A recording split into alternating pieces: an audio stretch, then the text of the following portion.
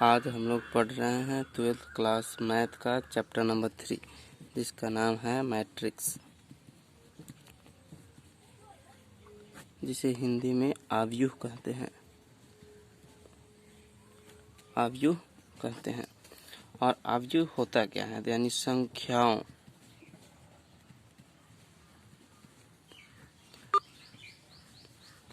तथा फलनों का वह आयताकार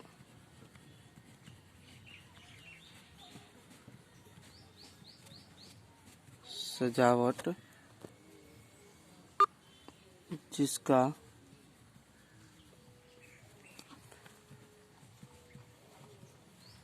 मान निकालना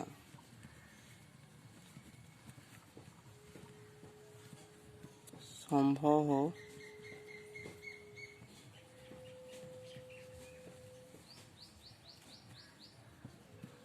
मैट्रिक्स या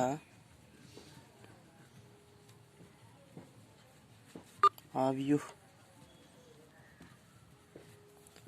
कहलाता है। जैसे ABCD मैट्रिक्स को 12 कोष्ठक सूचित करते हैं। इसे रो बोलते हैं और इसे कॉलम बोलते हैं। इसे हिंदी में स्तंभ, कॉलम यानी कि स्तंभ, रो यानी कि पंक्ति होता है। अब इसमें हम लोगों को इसी के बारे में आव्यूह के जोड़, घटाव, गुणा, भाग और इसका यही सब पढ़ना है इसमें। तो इसमें अब हम लोग पढ़ेंगे आगे आव्यूह की कोटि।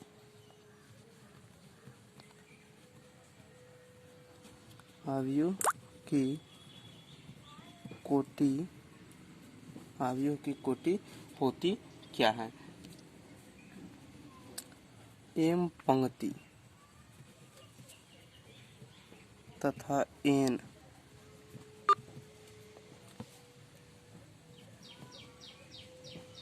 स्तंभ वाले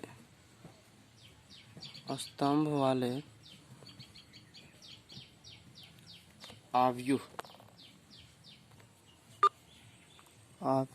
को m गुना n कोटि की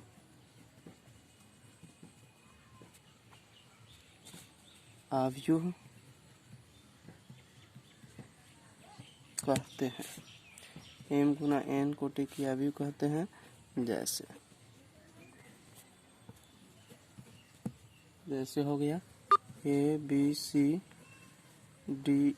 और हम लोग अभी बताया हमने कि बड़ा कोष्ठ द्वारा मैट्रिक्स को सूचित किया जाता है। तो ये हो गया। इसमें कॉलम कितना है, कॉलम कितना है 2 और स्तंभ 3। तो 2 गुना 3 कोटि का।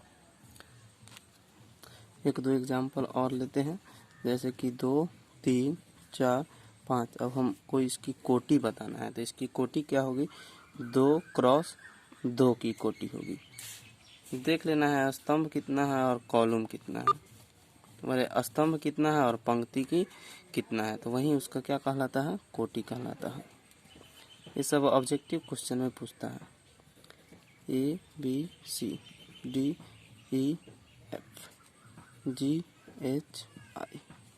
हो गया। ये 3 क्रॉस 3 की कोटि की है। अब हम लोग जानेंगे आव्यूह के प्रकार। आव्यूह के प्रकार, आव्यूह जो होते हैं विभिन्न प्रकार के होते हैं। एक में है स्तंभ आव्यूह।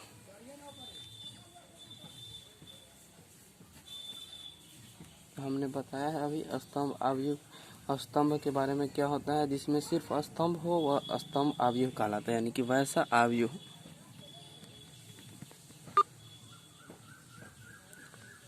ऐसा आव्यूह जिसमें केवल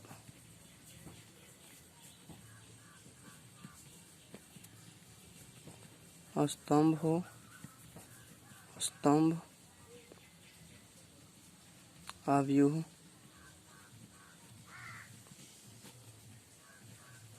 कहलाता है। तो देखो एग्जाम्पल में देखो, जैसे कि स्तंभ हो सिर्फ 2 3 और मैट्रिक्स का चिन्ह, तो ये कितना का हुआ, इसमें कितना पंक्ति है, 1 2 और 3 पंक्ति है, हो गया। तो 3 और 1, इसमें स्तंभ कितना है, 1 स्तंभ है और पंक्ति कितना है, 3 पंक्ति है। और यहाँ पे एक और देखते हैं, ABCD हुआ, इसमें कितना स्तंभ है, 1 ही स्तंभ है ना, और पंक्ति कितना है, 4, तो 4 क्रॉस 1 का ये क्या हुआ, आव्यूह हुआ, तो इसे स्तंभ आव्यूह कहते हैं। दूसरा का होता है पंक्ति आव्यूह, पंक्ति आव्यूह,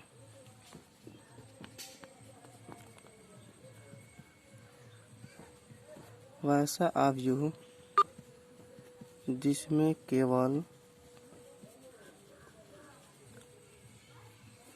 एक ही पंक्ति हो,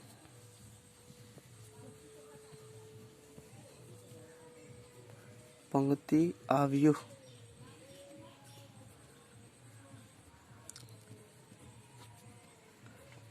कहलाता है। जैसे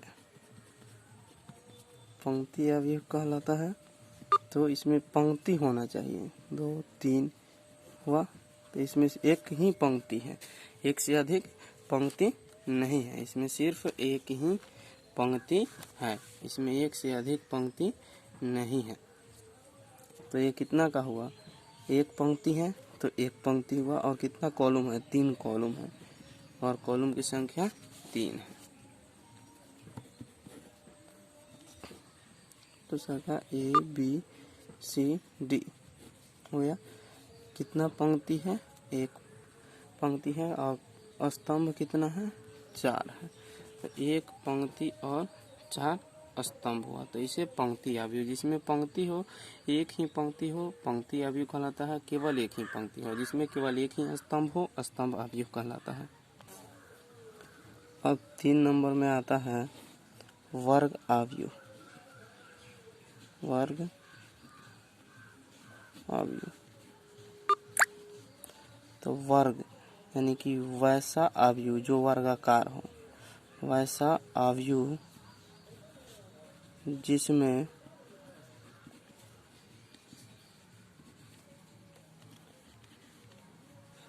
पंक्ति की संख्या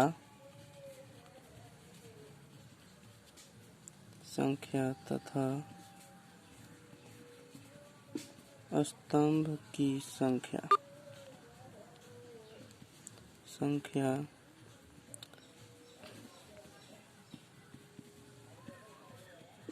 बराबर हो, वर्ग आव्यूह कहलाता है। जैसे अब देखो वर्ग आव्यूह, वर्ग में जानते हैं ना, जिसकी सभी भुजा बराबर होगी, इसमें पंक्ति और स्तंभ है, तो ये दोनों क्या होगा, बराबर होगा।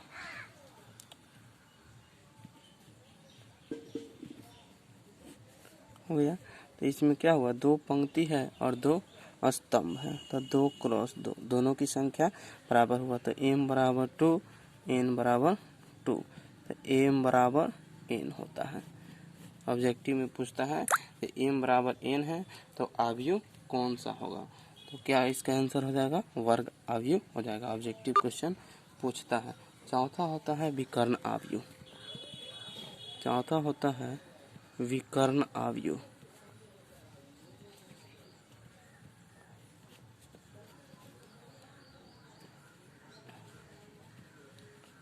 वैसा वर्ग आव्यूह,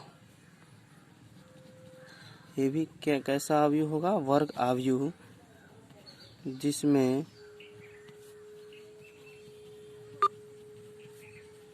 विकर्ण के अलावा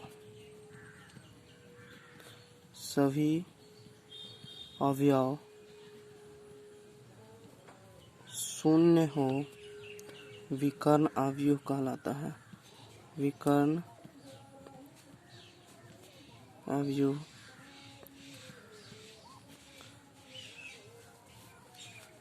कैसा अवयव? विकर्ण अवयव कहलाता है। अब जैसे देखेंगे हम लोग, ऐसे इसमें विकर्ण सिर्फ होगा और उसके अलावा बाकी सभी शून्य होगा, और ये कैसा होना चाहिए? वर्ग अवयव ही होना चाहिए। तो ये कितना हुआ? 1 2 3 पंक्ति, 1 2 3 कॉलम, 3 क्रॉस 3 का, तो ये वर्ग अवयव है, और इसमें विकर्ण के अलावा ये विकर्ण हुआ। इसके अलावा सभी अवयव क्या है? शून्य है, तो ये हुआ विकर्ण अवयव।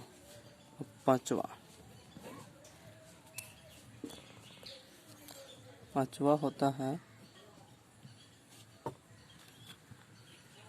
अदिश अवयव। अदिश अवयव यानी कि वैसा अवयव, यानी वैसा वर्ग अवयव, ये भी वर्गाकार होगा। वैसा वर्ग अवयव जिसमें विकर्ण के अवयव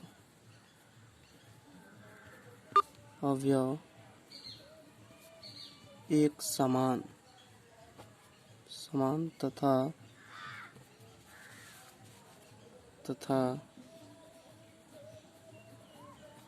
सभी अवयव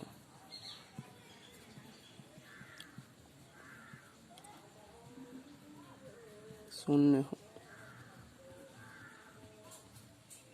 सदिश अवयव कहलाता है। सदिश अवयव कहलाता है।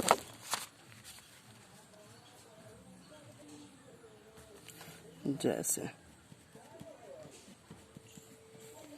यानी विकर्ण जो होगा सो एक समान होगा, यानी यहाँ पे एक लिए तो एक ही होना चाहिए,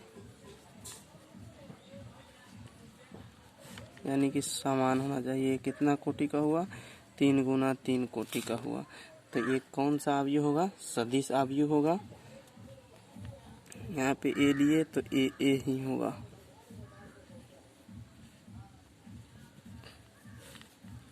यानी कि विकर्ण क्या होना चाहिए? समान होना चाहिए। ये कितना कोटि का हुआ? 3 गुना 3 कोटि का। तो इसी को कहते हैं हम अदिश अवयव। अब छठा होता है तत्समक अवयव। तत्समक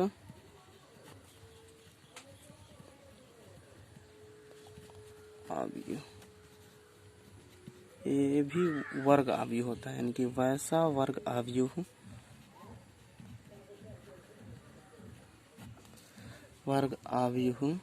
वैसा वर्ग अवयव जिसमें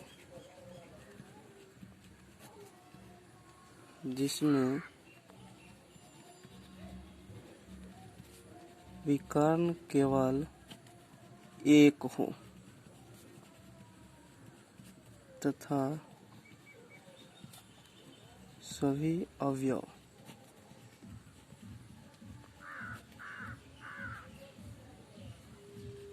शून्य हो। तत्समक अवयव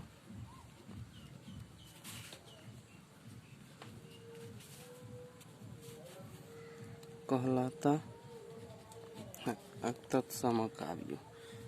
जैसे में देख लेते हैं, सभी अवयव क्या होना चाहिए? शून्य होना चाहिए, और विकर्ण केवल एक होना चाहिए। ये कितना कोटि का हुआ? 3 गुना 3 कोटि का। इसमें भी ये विकर्ण बन रहा है। ये कितना कोटि का हुआ? 2 गुना 2 कोटि का। अब 7वां नंबर है शून्य अवयव।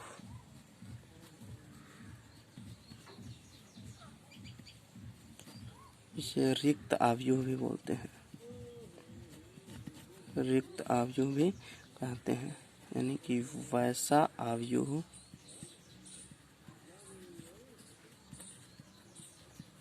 जिसका सभी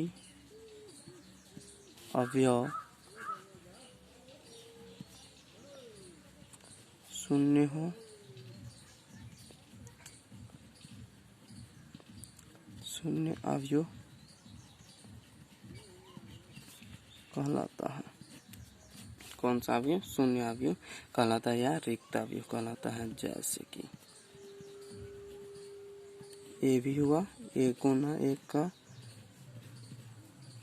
ए भी हुआ, 2 गुना 2 का,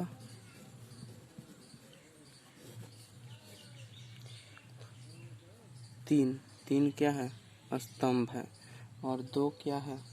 पंक्ति है।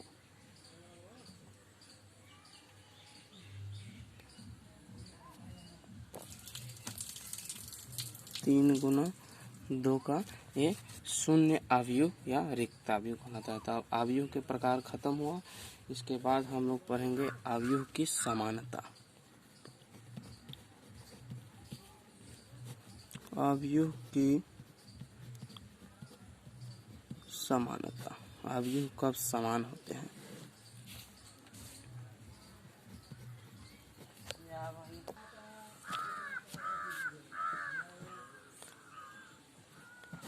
अवयव ए तथा बी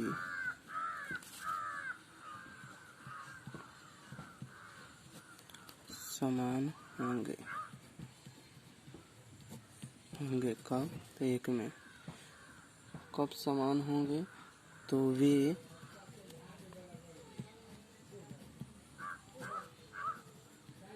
समान कोटि का हो और दूसरा का में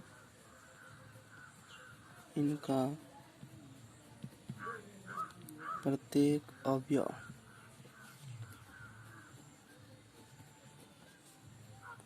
समान है। जैसे अब ए बराबर 2 3 4 5 हाँ, तो ये बराबर है 2 3 4 5 का बराबर होगा।